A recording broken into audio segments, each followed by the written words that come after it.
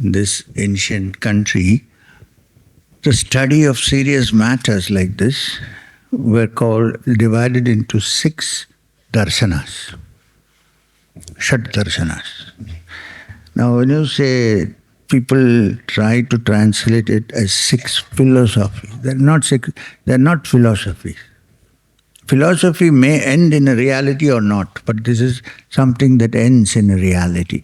So it's darshana. Now, you know this word darshana, we all know. We went to the temple, we had a darshan. We meet each other, we are actually having a darshan of each other. I mean, face to face with the reality is the definition of darshan. So the 6 darshanas were attempts by the ancient rishis to find the truth. They are not just philosophies. You cannot compare that great rishis with, say, Bertrand Russell, who was a great philosopher, of course, no question, but he was not in search of darshana, of the truth.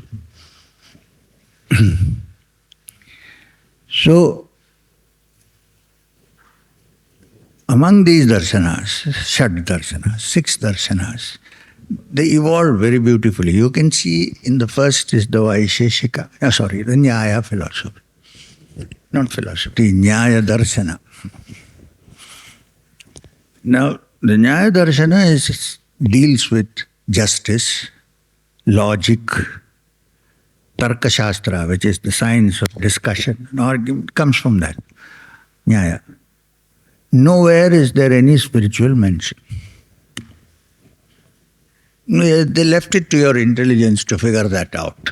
So there the attempt is, what is correct intelligence, what is rational, what is not rational, what is logical, what is not. It's a mess. It's a big forest, of course. And justice, Nyaya. What is just, what is not just, and so on. Even today it's the basis of our code. Nyaya. Nyaya means, what do you call a judge? Nyaya Diksh. Now, the next one after that, Darshana, you don't need to know all this for Kriya, okay? But I'm saying to relate it to Ishvara Pranidhana. The next one, next Darshana is the Vaisheshika. Now the Vaisheshika Darshana again does not give any reference to spirit, Atman, Paramatman, Ishvara, nothing. In fact, it's a complete philosophy of, you can call it a materialistic darshana, because it says the whole world was created by chemical combination. Kannada, one of the great sages who belonged to that school, which later also became the Charvaka school of ethics, coined the word anu for atom. Even before the word atom was invented, anu.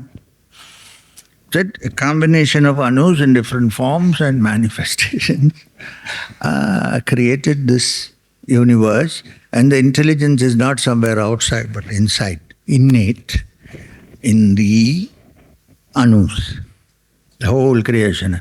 There is no mention of Ishvara, creator, nothing. Brahma, Vishnu. It's one of the ancient, and the Charvakas, you will find them even in the Ramayana, as early as that, because Valmiki is the Adi Kavi. And Rama is about to leave the palace to go to the forest, some Charvakas come there and say, "Why, foolish fellow, why are you going?"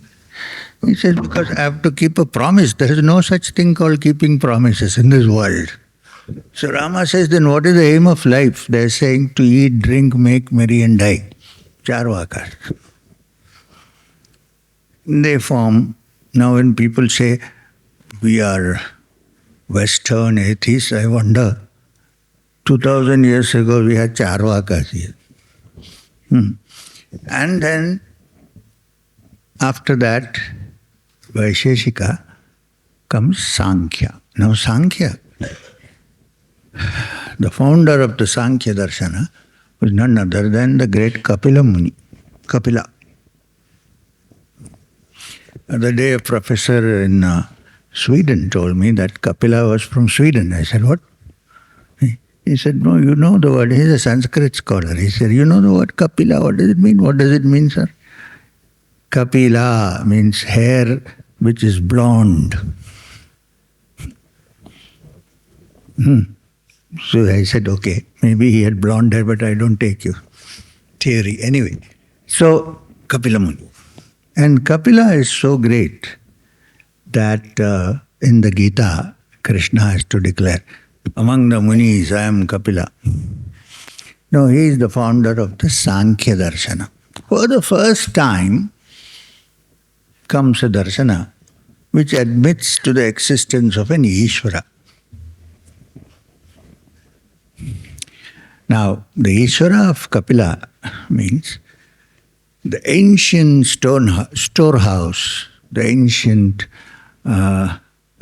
essence of all the wisdom, which is omnipresent, omniscient, and omnipotent.